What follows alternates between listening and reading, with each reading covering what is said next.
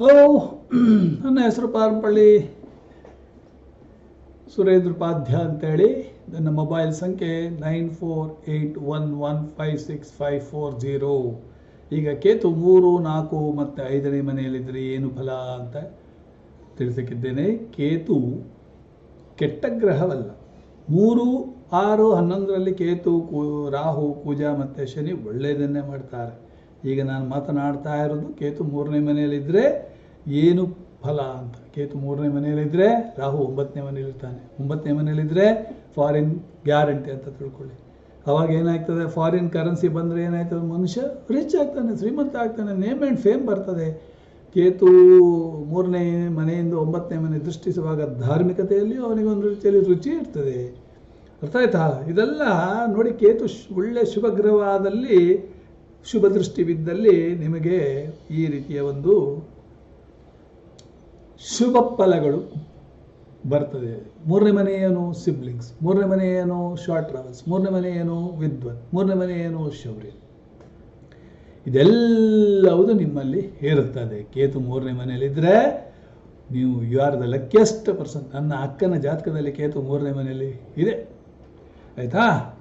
ಅದೇ ಕೇತು ಕೆಟ್ಟದ್ದಾಗಿದ್ದಲ್ಲಿ, ಕೆಟ್ಟ ಗ್ರಹಗಳ ದೃಷ್ಟಿಯಲ್ಲಿ ಬಿದ್ದಲ್ಲಿ ಕೆಲವರು ಕೇಳ್ತಾರೆ, ಸರ್ ನಾನು ಕೇತು ಜೊತೆಗೆ ಶನಿ ಇದ್ದಾನೆ, ಕೇತು ಜೊತೆಗೆ ಶನಿ ಇದ್ದರೆ ಒಳ್ಳೆಯದು. 3, 6, 11ನೇ ಮನೆಯಲ್ಲಿ ಶನಿ ಒಳ್ಳೇದು ಮಾಡ್ತಾನೆ, ತಿಳ್ಕೊಳ್ಳಿ. ರಾಹು ಇದ್ದರೂ ಒಳ್ಳೆಯದು, ಕೇತು ಜೊತೆಗೆ ಅಲ್ಲ. ರಾಹು ಬರುವುದಿಲ್ಲ, 180 ಡಿಗ್ರಿ ಅಂತರ ಇರ್ತದೆ. ಆಯಿತಾ? ಸೊ ಇನ್ನು ಕೆಲವರು ಹೇಳ್ತಾರೆ, ಸರ್ ಕೇತು ಜೊತೆಗೆ ನನಗೆ ಗುರು ಇದ್ದಾನೆ, ಶುಕ್ರ ಇದ್ದಾನೆ. ಎಲ್ಲ ಈ ಪ್ರಶ್ನೆ ಎಲ್ಲ ಕೇಳಬೇಡಿಯಪ್ಪ. ಗುರು, ಶುಕ್ರ, ಬುಧ ಎಲ್ಲ ಶುಭಗ್ರಹಗಳು. ಶುಭಗ್ರಹಗಳು ಇದ್ದಲ್ಲಿ ಏನಾಗ್ತದೆ, ಆಯಿತಾ? ಕೆಟ್ಟ ಮನೆಯಲ್ಲಿ ಶುಭಗ್ರಹಗಳು ಒಳ್ಳೆಯದಲ್ಲ. ನೀವು ಕಾರಕತ್ವಗಳನ್ನು ಬಯಹಾಟ್ ಮಾಡ್ಕೊಳ್ಳಿಕ್ಕೆ ಕಲಿಯಿರಿ. ಯಾವಾಗ ಕಾರಕತ್ವಗಳು ನಿಮಗೆ ತಲೆಯಲ್ಲಿ ಬರೋದಿಲ್ಲೋ, ಜ್ಯೋತಿಷ್ಯವು ಬರೋದಿಲ್ಲ. ನೆನ್ಪಿಟ್ಕೊಳ್ಳಿ. ಗ್ರಹ ಕಾರಕತ್ವ, ಭಾವಕಾರಕತ್ವ ಎಲ್ಲ ತಲೆಯಲ್ಲಿರಬೇಕು.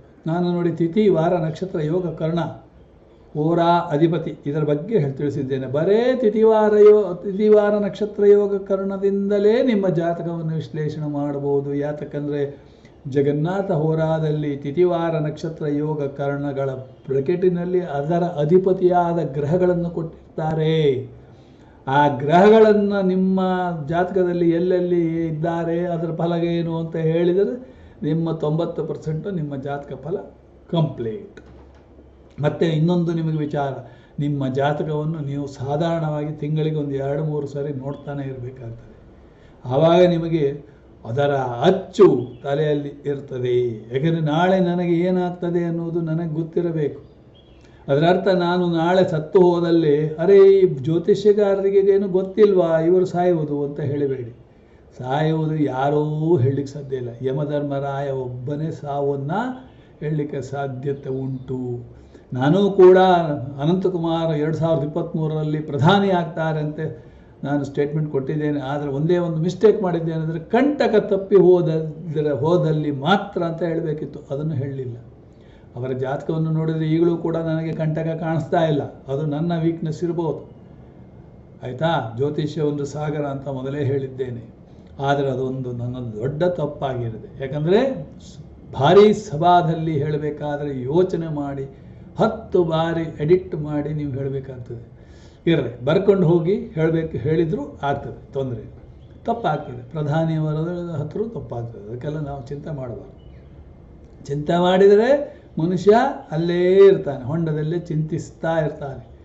ಚಿಂತಿಸದೇ ಇದ್ದವನೇ ಸಂತೋಷದಿಂದ ಇರಲು ಸಾಧ್ಯ, ತಿಳ್ಕೊಳ್ಳಿ. ಈಗ ಇದು ಪರಿಹಾರಗಳೇನು? ಈ 3ನೇ ಮನೆಯಲ್ಲಿದ್ದವರಿಗೆ ಏನು ಚಿಂತೆ ಮಾಡಬೇಕಾದ ಅಗತ್ಯ ಇಲ್ಲ. ಪರಿಹಾರವನ್ನು ಅಷ್ಟೊಂದು ಮಾಡಲಿಕ್ಕೆ ಅಗತ್ಯ ಇಲ್ಲ. ಯಾಕಂದರೆ ಕೇತು 3ನೇ ಮನೆಯಲ್ಲಿದ್ದವರಲ್ಲಿ ಭಾಳ ಒಳ್ಳೆಯದು. ಆದರೂ ಮಾಡಿದಲ್ಲಿ ಇನ್ನಷ್ಟು ನಿಮಗೆ ಸಂತೋಷಗಳು ಸಿಗ್ತದೆ. ಏನು ಮಾಡಬೇಕು? ತೆಂಗಿನೆಣ್ಣೆಯನ್ನು ಇಲ್ಲಿ ಹಚ್ಚಿ, ಕುಂಕುಮ ಅಥವಾ ಕೇಸರಿ ತಿಲಕವನ್ನು ಹಚ್ಚಿ, ಒಳ್ಳೆಯದು. ನನಗೆ ಯಾರು ಹೇಳಿದ್ರು ಇಲ್ಲೊಂದು ನಾಮ ಹಾಕಿದ್ದಕ್ಕೆ, ಏನಯ್ಯ ಮುದುಕ, ನೀನು ನಾಮ ಹಾಕಿದ್ದಲ್ಲದೆ ನಿನ್ನ ಸಂಸಾರವಂದಿಗರಿಗೂ ನಮ್ಮಂಥ ಯೂಟ್ಯೂಬ್ ವೀಕ್ಷಕರಿಗೂ ನಾಮ ಹಾಕ್ತೀಯಲ್ಲೋ ಅಂತ ಒಂದು ಲೇಡಿ ಬರೆದಿದ್ದಾಳೆ. ಅದನ್ನು ನೋಡಿ ನಾನು ನಕ್ಬಿಟ್ಟೆ. ಅಂದರೆ ಜನಗಳ ಥಿಂಕಿಂಗ್ ಎಲ್ಲೆಲ್ಲಿ ಹೋಗ್ತದೆ ನೋಡಿ. ನಾನು ಹಾಕಿದ್ದು ನಾಮ, ಅವಳು ಥಿಂಕ್ ಮಾಡಿದ್ದು ಅವಳಿಗೆ ನಾಮ ಅಂತ ಥಿಂಕ್ ಮಾಡಿದ್ದಾಳೆ. ಇರಲಿ, ದೇವಸ್ಥಾನದ ಶಿಖರವನ್ನು ನೋಡಿ ನಮಸ್ಕರಿಸಿ, ಧ್ವಜಸ್ತಂಭವನ್ನು ನೋಡಿ ನಮಸ್ಕರಿಸಿ, ಗಣೇಶನನ್ನು, ದೊಡ್ಡ ಗಣಪತಿ ಅಥವಾ ಗಣೇಶ ಬೀಜ ಗಣಪತಿಯನ್ನು ನೋಡಿ ದರ್ಶನ ಮಾಡಿ ಕೈ ಮುಗಿದು ಬನ್ನಿ. 1 ಕಾಯಿ 2 ಕಾಯಿ 3 ಕಾಯಿ 4 ಕಾಯಿ 5 ಕಾಯಿ 6 ಕಾಯಿ ಗಣಹೋಮ ನಿಮ್ಮ ಶಕ್ತಿಯಾನುಸಾರವಾಗಿ ವರ್ಷಕ್ಕೊಮ್ಮೆ ಮಾಡ್ತಾ ಬನ್ನಿ. ತಪ್ಪದೆ ದೇವಸ್ಥಾನಕ್ಕೆ ವಿಸಿಟ್ ಕೊಡಿ. ಕೆಲವರು ಏನು ಗೊತ್ತಾ, ಕುಲದೇವರೇ ಗೊತ್ತಿರೋದಿಲ್ಲ. 65 ವರ್ಷ ಆದಮೇಲೆ ಕುಲದೇವರನ್ನು ಹುಡ್ಕೊಂಡು ಹೋಗ್ತಾ ಇರ್ತಾರೆ. ಅಂಥ ಜನರು ಇದ್ದಾರೆ. ಕುಲದೇವರು ಮೊದಲು, ಗ್ರಾಮದೇವರು ಆಮೇಲೆ ನಮಗೆ ಕೂಟ ಮಹಾಜಗತ್ತು 14 ಗ್ರಾಮಕ್ಕೆ ದೇವರಾದ ಗುರು ನರಸಿಂಹನೇ ಗುರು. ನಾವು ಪಾದಪೂಜೆ ಮಾಡೋರಲ್ಲ, ನಾವು ಸನ್ಯಾಸಿಗಳ ಕಾಲನ್ನು ಹಿಡಿಯೋರೇ ಅಲ್ಲ, ಕೋಟದವರು ಎಲ್ಲ ಹಾಗೆ ಒಂದು ರೀತಿಯಲ್ಲೇ ಜುಟ್ಟಿನ ಮೇಲೆ 3 ಮೊಳ. ಆಯಿತಾ? ಅಹಂಕಾರಿಸುವ ನಾವು ವ್ಯಕ್ತಿಗಳು. ಏನೋ ಗುರು ನರಸಿಂಹ ಹೀಗೆ ಮಾಡಿದೆಯಲ್ಲೋ ಅಂತ ಏಕವಚನದಿಂದ ನಾವು ದೇವರನ್ನು ಮಾತನಾಡಿಸುವಂತಹ ಜನರು. ನಮ್ಮ ಮಾತಿನಲ್ಲೇ ನಿಮಗೆ ಗೊತ್ತಾಗ್ತದೆ ಇವರ ಕಟ್ ಥ್ರೋಟ್ ವ್ಯಕ್ತಿಗಳು ಅಂತ. ಇರಲಿ, ಈಗ ಇದಕ್ಕೊಂದು ತಾಮ್ರ ತಗಡಿನಲ್ಲಿ ಈ ಕೆಲವರಿಗೆಲ್ಲ ಅದೆಲ್ಲ ಹಾಕಿದ್ರೇ ಅವರಿಗೆ ಒಂದು ರೀತಿಯಲ್ಲಿ ಜ್ಯೋತಿಷಿಗಾರರು ಏನೋ ಕೊಟ್ರಪ್ಪ ಅಂಥೇಳಿ ಆವಾಗ ದುಡ್ಡು ಕೊಟ್ಟದ್ದಕ್ಕೂ ಶಾಂತಿ ಅವರಿಗೆ. ತಾಮ್ರದ ತಗಡಿನಲ್ಲಿ 3 ಇದು ಮಾಡಿ ಕಲಂ ಮಾಡಿ ಆಮೇಲೆ 9 ಮನೆಗಳನ್ನು ಮಾಡಿ ಈ ಕಡೆ 14, 15, 10, 9, 13, 17, 16, 11, 12 ಯಾವುದೇ ಸಂಖ್ಯೆಯನ್ನು ಕೂಡಿದ್ರಲ್ಲಿ 39 ಬರಬೇಕು. ಆಯಿತಾ? ಸೊ ಇದು ಯಾತಕ್ಕಂದರೆ ಇದು ಕೇತು ಯಂತ್ರ ಅಂತ. ಮಂತ್ರ ಯಾವುದು? ಓಂ ಸ್ತ್ರಾಂ ಸ್ತ್ರೀಂ ಸ್ತ್ರೋಂ ಸಹ ಕೇತುವೇ ನಮಃ. ಅದು 108 ಬಾರಿ ಹೇಳ್ತಾ ಬನ್ನಿ. ಎಳ್ಳೆಣ್ಣೆ ದಾನವನ್ನು ಮಾಡಿ. 2 ಬಣ್ಣದ ಬೆಡ್ಶೀಟ್ ಬಡವರಿಗೆ ದಾನ ಮಾಡಿ. ಕೆಲವರಿಗೆ ಆ ಕೊಡುವುದಂದರೆ ಆಗೋದಿಲ್ಲ. ಎಷ್ಟು ಹಣ ಕೊಳೆಯುವಷ್ಟು ಇರ್ತದೆ, ಕೊಡುವುದಂದರೆ ಅವರಿಗೆ ಆಗೋದೇ ಇಲ್ಲ. ತಾನು ಮತ್ತು ತನ್ನ ಸಂಸಾರ ಅಲ್ಲೇ ನ್ಯೂಕ್ಲಿಯಸ್ ಫ್ಯಾಮಿಲಿ ತಿರುಗ್ತಾ ಇರ್ತಾರೆ. ಅದು ಈವಾಗ ಅಮೇರಿಕಾ ಬಂದ ಮೇಲೆ ಇನ್ನಷ್ಟು ಜಾಸ್ತಿ ಆಯಿತು. ನಾನು ಮತ್ತು ನನ್ನ ಆಶಾ ಕಿರಣ ಅಂದ್ಬಿಡ್ತಾರೆ. ಆಯಿತಾ? ಆಶಾ ಕಿರಣ ಅಂದ್ರೇನು? ಆಶಾ ಅಂದರೆ ಮಗಳು ಆಗ್ಬೋದು, ಕಿರಣ ಅಂದರೆ ಮಗನೂ ಆಗ್ಬೋದು. ಆಶಾ ಕಿರಣ ಚೆನ್ನಾಗಿದೆ ಅಲ್ವಾ? ಇನ್ನು ಕೇತು 4ನೇ ಭಾವದಲ್ಲಿದ್ದರೆ ಯಾವ ಫಲಗಳು? ಕೇತುವಿನ ಉಪಸ್ಥಿತಿ 4ನೇ ಭಾವದಲ್ಲಿ ಅಮ್ಮನಿಗೆ ತೊಂದರೆಯನ್ನು ಕೊಟ್ಟಿತು. ಅಮ್ಮ ನಿಮಗೆ ಆಸ್ಪತ್ರೆಯಲ್ಲಿ ಅಡ್ಮಿಟ್ ಆಗುವ ಸಾಧ್ಯತೆ ಉಂಟು. ನಾನು ಮೊನ್ನೆ ತಾನೇ ಒಂದು ಜಾತಕ ವಿಮರ್ಶನೆ ಮಾಡಿದ್ದೇನೆ. ಪಾಪ ಅವರಿಗೆ ಕಿಡವಾಯಿ ಆಸ್ಪತ್ರೆಯಲ್ಲಿ ಅಮ್ಮನನ್ನು ಭರ್ತಿ ಮಾಡಿ ಬಂದಿರ್ತಾರೆ. ಅದರಿಂದ ಕ್ಯಾನ್ಸರ್ ಇದು. ಆಮೇಲೆ ಎದೆ ಕ್ಯಾನ್ಸರ್, ಯಾಕಂದರೆ 4ನೇ ಮನೆಯಲ್ಲ, ಎದೆ ಸಂಬಂಧಿಸಿದ್ದು, ಶ್ವಾಸಕೋಶ ಸಂಬಂಧಿಸಿದ್ದು, ಬ್ರೆಸ್ಟ್ ಕ್ಯಾನ್ಸರ್ ಬರುವಂಥ ಸಾಧ್ಯತೆ ಉಂಟು.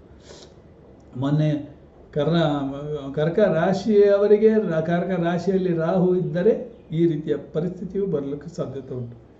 ಕ್ಯಾನ್ಸರ್ ಬರಲಿಕ್ಕೆ ಈಗ ಹೆಚ್ಚು ಕಾಯುವ ಅವಶ್ಯಕತೆ ಇಲ್ಲ. ಏನಾದರೂ ಒಂದು ಒಳಗೆ, ದೇಹದ ಒಳಗಡೆ ಏನಾದರೂ ಹುಣ್ಣಾದಲ್ಲಿ ಅದು ಕ್ಯಾನ್ಸರಿಗೆ ತಿರುಗುತ್ತದೆ ಅಂತ. ಮೊನ್ನೆ ನಮ್ಮ ಬೀದಿಯಲ್ಲೇ ಒಬ್ಬರು ಪಾಪ ಸತ್ತೋದ್ರು. ಅವರು ಸಾಯುವವರೇ ಅಲ್ಲ, ಬೇರೆಯವ್ರನ್ನ ಸಾಯಿಸುವವರು. ಆದರೆ ಆಶ್ಚರ್ಯ, ವಿದಿನ್ 1 ಮಂತ್ ರೀನಲ್ ಕ್ಯಾನ್ಸರಿಂದಾಗಿ ಇಹಗತಿ ಅಂದರೆ ಇಹವನ್ನು ತ್ಯಜಿಸಿದರು. ಈ ಲೋಕವನ್ನು, ಇಹಲೋಕವನ್ನು ತ್ಯಜಿಸಿ ಪರಲೋಕವನ್ನು ಮುಟ್ಟಿದರು ಅಂತ. ನೋಡಿ, ಎಂಥ ಯಾರಿಗೂ ಅಷ್ಟೇ ಯಾರ ಮರಣವನ್ನು ನಾವು ಹೇಳಲು ಸಾಧ್ಯ ಇಲ್ಲ. ಇಂಥವರು ಉಳಿತಾರೆ, ಇಂಥವರು ಸಾಯ್ತಾರೆ ಅನ್ನೋದು ಬಹಳ ಕಷ್ಟ. ಆಗಲಿ, ಈಗ ಕಾಲಪುರುಷನ ರಾಶಿಯಿಂದ 4ನೇ ಮನೆ ಕರ್ಕ ರಾಶಿ ಆಗ್ತದೆ. ಇದನ್ನು ನೀವು ಹೇಳಬಹುದು, ಹಾರ್ಟ್ ಅಟ್ಯಾಕು ಬರ್ಬೋದು ಅಂತ ಹೇಳಬಹುದು. ಆಯಿತಾ? ಅದಕ್ಕೆ ನೀವು ಗುರುವನ್ನು ನೇಮಿಸಿದಲ್ಲಿ ನಿಮಗೆ ಗುರು ಮಾರ್ಗದರ್ಶನ ಒಳ್ಳೆಯದಾಗ್ತದೆ. ಆಯಿತಾ? ಇದು 4ನೇ ಮನೆ ಕಾರಕತ್ವ ಏನು ಹೇಳಿ? ಆಸ್ತಿಗೆ, ವಾಹನಕ್ಕೆ, ಆಮೇಲೆ ಪ್ರಾಪರ್ಟಿಗೆ, ಸಾರ್ವಜನಿಕರ ಜೊತೆಯಲ್ಲಿ ಸಂಬಂಧಕ್ಕೆ, ಇದೆಲ್ಲ ಸ್ವಲ್ಪ ಮಟ್ಟಿಗೆ ಕೇತು ಏನು ಮಾಡ್ತಾನೆ? ಹುಳಿ ಹಿಂಡ್ಬಿಡ್ತಾನೆ. ಕೇತು ಎಲ್ಲಿದ್ದಾನೋ ಅದೊಂದು ಹಾಲಿಗೆ ಹುಳಿ ಹಿಂಡಿದ ಹಾಗೆ ತುರಂತಾಗಿ ಹೇಳ್ಬೋದು ನಾವು, ಓ ಕೇತುನಾ, ಸರಿ ನಿಮಗೆ ಈ ರೀತಿಯ ಇದರಲ್ಲೆಲ್ಲ ತೊಂದರೆ ಆಗ್ತದೆ. ಅದಕ್ಕೆ ಕೆಲವರು ಏನು ಮಾಡ್ತಾರೆ? ನಾಯಿಯನ್ನು ಸಾಕಿ ರೋಟಿ ಬಿಸ್ಕೆಟ್ ಎಲ್ಲ ಹಾಕ್ತಾ ಇರ್ತಾರೆ. ಇನ್ನು ಕೆಲವರು ಬೇರೆಯವರ ಮನೆಗೆ ಚೂತು ಚೂತು ಚೂ ದೋ ದೋ ದೋ ಚೋ ಚೋ ಚೋ ಚೋ ಅಂತ ಹೇಳಿ ಕರ್ಕೊಂಡು, ನಾಯಿನ ಕರ್ಕೊಂಡು ಬೇರೆಯವ್ರ ಮನೆ ಎದುರುಗಡೆ ಬಿಸ್ಕೆಟ್ ರೊಟ್ಟಿಯನ್ನು ಹಾಕುವುದು ಉಂಟು. ಅವರಿಗೆ ಅವರ ಮನೆ ಕ್ಲೀನ್ ಆಗಿರಬೇಕು. ಇದು ಸರ್ವೇ ಸಾಮಾನ್ಯವಾಗಿ ನಾನು ಗುಜರಾತಿ ಸಂಸಾರದಲ್ಲಿ ನೋಡಿದ್ದೇನೆ. ತಮ್ಮ ಮನೆ ಕ್ಲೀನ್ ಆಗಿರ್ತದೆ, ಪರರ ಮನೆ ಥೂ ಅಂತ ಉಗಿತಾ ಇರ್ತಾರೆ ಅಲ್ಲಿ. ಆಯ್ತಾ? ಇರಲಿ ಬಿಡಿ. ಇನ್ನು ಎಲ್ಲ ಸಾಸಿವೆ ಎಣ್ಣೆಯನ್ನು ದಾನ ಮಾಡಿ, 2 ಬಣ್ಣದ ಬೆಡ್ಶೀಟನ್ನು ಬಡವರಿಗೆ ದಾನ ಮಾಡಿ, ಆದಷ್ಟು ದಾನ ಮಾಡಿಯಪ್ಪ. ನಿಮ್ಮ ನೋಡಿ, ನೀವು ಜ್ಯೋತಿಷ್ಯದಲ್ಲಿ ಸಂಪಾದಿಸಿದರೆ ಅದ ಹಣವನ್ನು ಬೇರೆಯವರಿಗೆ ಸ್ವಲ್ಪ ಕೊಡಿ, ಒಳ್ಳೆಯದಾಗಲಿ. ದೇವರು ದಿಂಡರು ಎಲ್ಲ ಇರಲಿ, ಏನಂತೆ, ಸ್ವಲ್ಪ ದೇವರಿಗೂ ದಾನ ಮಾಡಿ. ಆಯಿತಾ? ಎಲ್ಲಿ ಧ್ವಜಸ್ತಂಭವೋ, ಎಲ್ಲಿ ದೇವಸ್ಥಾನ ಶಿಖರೋ ಅಲ್ಲಿ ನೋಡಿ ನಮಸ್ಕಾರ ಮಾಡಿ. ಓಂ ಸ್ತ್ರಾಂ ಸ್ತ್ರೀಂ ಸ್ತ್ರೋಂ ಸ ಕೇತುವೆ ನಮಃ ಅಂತೇಳಿ 108 ಬಾರಿ ಹೇಳಿ. 1 ಕಾಯಿಯಿಂದ 6 ಕಾಯಿ ಗಣಹೋಮ ವರ್ಷಕ್ಕೊಮ್ಮೆ ಮಾಡಿಯಪ್ಪ. ದೇವಸ್ಥಾನಕ್ಕೆ ಗಣೇಶನ ದೇವಸ್ಥಾನಕ್ಕೆ ಹೋಗಿ ನಮಸ್ಕಾರ ಮಾಡಿ. ಇನ್ನು ಕೇತು ಪಂಚಮದಲ್ಲಿದ್ದರೆ, ಪಂಚಮ ಸ್ಥಾನ ಮಕ್ಕಳ ಸ್ಥಾನ. ಇಲ್ಲಿ ಮಕ್ಕಳಾಗುವುದು ಕಷ್ಟ. ಕೇತುವಿನ ದೃಷ್ಟಿ, ಕೇತುವಿನ ಉಪಸ್ಥಿತಿ ಎಂಬುದು ಸನ್ಯಾಸಿ ಅಥವಾ ಬಂಜಿತನ. ಕೇತು ಪಂಚಮದಲ್ಲಿದ್ದರೆ, ಗುರು ಪಂಚಮದಲ್ಲಿದ್ದರೆ, ಗುರು ಕಾರಕೋ ಭಾವನಾಶಾಯ. ಮಕ್ಕಳಾಗುವುದು ಕಷ್ಟ. ಗುರು ವಕ್ರಿ ಆದರೆ ಆಗ್ತದೆ, ಲೇಟ್ ಆಗ್ತದೆ ಸ್ವಲ್ಪ, ಗುರು ವಕ್ರಿ ಆದರೆ. ಇಲ್ಲಿ ಕೇತು ಇದ್ದಲ್ಲಿ ಸನ್ಯಾಸಿತ್ವ, ಬಂಜತನ ಇದೆಲ್ಲ ಬರಲಿಕ್ಕೆ ಸಾಧ್ಯತೆ ಉಂಟು. ಸೊ ಆದ್ದರಿಂದ ಅದೇ ಗಂಡಸಿನ ಜಾತಕದಲ್ಲಿ ಕೇತು ಪಂಚಮದಲ್ಲಿದ್ದರೆ ಅವನ ವೀರ್ಯವೇ ನಿರ್ವೀರ್ಯ ಆಗುವ ಸಾಧ್ಯತೆ ಉಂಟು. ನೀರಿನಂತೆ ಇರುವಂಥ ವೀರ್ಯ. ನೀವು ಯೋಚನೆ ಮಾಡುವುದೇ ಬೇಡ. ಕೇತು ಇದ್ದವರಿಗೆ ಮಕ್ಕಳಾಗೋದು ಕಷ್ಟ. ಯಾಕೆ ಅಂದರೆ ಅಲ್ಲಿ ವೀರ್ಯದಲ್ಲಿ ಶಕ್ತಿ ಇಲ್ಲ. ವೀರ್ಯ ಏನಿರಬೇಕು? ಹಾಲಿನಂತೆ ಒಳ್ಳೆ ದಪ್ಪವಾಗಿರಬೇಕು. ಆವಾಗಲೇ ಅದರಲ್ಲಿ ಶಕ್ತಿ ಅಂತ ಹೇಳ್ತೇವೆ. ಆಯಿತಾ? ಕೇತು ಗ್ಯಾಮ್ಲಿಂಗಿಗೆ ಸಹಾಯ ಮಾಡಬಹುದು. ಸ್ಪೆಕ್ಯುಲೇಷನ್, ಶೇರ್ ಸ್ಪೆಕ್ಯುಲೇಷನಿಗೆ ಪಂಚಮ ಸ್ಥಾನ ಯಾವುದು? Speculation house. ಕೆಲವರು ಕೇಳ್ತಾರೆ, ಜೂಜು ಸರ್, ನಾನು ಜೂಜಿನಲ್ಲಿ ಒಂದು ರೀತಿಯಲ್ಲಿ ಗೆಲ್ಲಬೇಕಂತಿದ್ದೆ, ಇಡೀ ಮನೆ ಮಾಡಬೇಕಂತಿದ್ದೆ ಅಂತ ಹೇಳುವವರಿದ್ದಾರೆ. ಅಂಥವ್ರಿಗೆ ನಾನು ಸಪೋರ್ಟ್ ಮಾಡುವುದೇ ಇಲ್ಲ. ಇನ್ನು ಕೆಲವರು ಲಾಟ್ರಿಯಲ್ಲಿ ನನಗೆ ಬರ್ತದ ಸರ್ ಅಂತ ಕೇಳುವವರಿದ್ದಾರೆ. ಅಂಥವರಿಗೂ ನಾನು ಸಪೋರ್ಟ್ ಮಾಡುವುದೇ ಇಲ್ಲ. ಜೂಜಿನಲ್ಲಿ ನಮಗೆ ತಿಳಿದ ಮಟ್ಟಿಗೆ ಒಬ್ಬರು 20 ಲಕ್ಷ ರೂಪಾಯಿಯನ್ನು ಗೆದ್ದು ಮನೆಯನ್ನು ಕಟ್ಟಿದ್ದಾರೆ. ಯಾವಾಗ? ಒಂದು 40 ವರ್ಷದ ಹಿಂದೆ. ಬರೇ ಈಸ್ಪೀಟ್ ಆಡಿ ಅವರನ್ನು ಜಯಿಸಲಿಕ್ಕೆ ಸಾಧ್ಯವಿಲ್ಲ. ಆ ಕಾಲದಲ್ಲಿ ಅಂಬಾಸಡರ್ ಕಾರನ್ನು ತೆಗೆದುಕೊಂಡು ಪಶ್ಚಿಮ ಘಾಟಿನ ಹತ್ರ ಎಲ್ಲ ಹೋಗಿ ಸಂಚರಿಸಿ ಈಸ್ಪೀಟನ್ನು ಆಡಿ ಬರ್ತಾಯಿದ್ರು. ಅಂಥವರ ಒಂದು ಪರಿಚಯ ನನಗೂ ಉಂಟು. 5ನೇ ಮನೆ ಹೃದಯಕ್ಕೆ ಸಂಬಂಧಿಸಿದ್ದು, ಹೊಟ್ಟೆಗೆ ಸಂಬಂಧಿಸಿದ್ದು. ಅದನ್ನು ಇಂಥ ಭಾಗದಲ್ಲಿ ನಿಮಗೆ ತೊಂದರೆಗಳು ಸಾಧ್ಯತೆ ಉಂಟು. ಹಾರ್ಟ್ ಫೇಲ್ ಆಗುವ ಸಾಧ್ಯತೆ ಉಂಟು. ಅದಕ್ಕಾಗಿ ನೀವು ಹಾಲು ಮತ್ತು ಸಕ್ಕರೆಯನ್ನು ದಾನವನ್ನು ಮಾಡಿ, ಆಮೇಲೆ ನಾಯಿಗೆ ಬಿಸ್ಕೆಟ್ ಹಾಕಿ, ಇಲ್ಲ ನಾಯಿಗೆ ರೊಟ್ಟಿಯನ್ನು ಹಾಕಿ, 2 ಆಮೇಲೆ ಮನೆಯಲ್ಲಿ ಬೆಳ್ಳಿ ಲೋಟ, ಬೆಳ್ಳಿ ತಟ್ಟೆಯನ್ನು ಉಪಯೋಗಿಸಿ, ಆಮೇಲೆ ಓಂ ಸ್ತ್ರಾಂ ಶ್ರೀಂ ಸ್ರೋಂ ಸಹ ಕೇತುವೆ ನಮಃ ಅಂತೇಳಿ 108 ಬಾರಿ ಹೇಳಿ, ಧ್ವಜಸ್ತಂಭ ಶಿಖರವನ್ನು, ದೇವಸ್ಥಾನ ಶಿಖರವನ್ನು ನೋಡಿ ಕೈ ಮುಗಿರಿ. ವಾಕಿಂಗ್ ಮಾಡುವಾಗಲೂ ನೀವು ನೋಡಿ ಕೈ ಮುಗಿಬೋದು. ನಾನು ಮಾಡ್ತಾ ಇರೋದು ಹಾಗೆ. ಆಯಿತಾ? ಆಮೇಲೆ ಗಣೇಶನ ದರ್ಶನ ಮಾಡಿ, ವಿನಾಯಕನ ದರ್ಶನ ಮಾಡಿ, ವಿನಾಯಕನ ಫೋಟೋವನ್ನು ನಿಮ್ಮ ಪಾಕೆಟ್ನಲ್ಲಿ ಇಟ್ಕೊಳ್ಳಿ.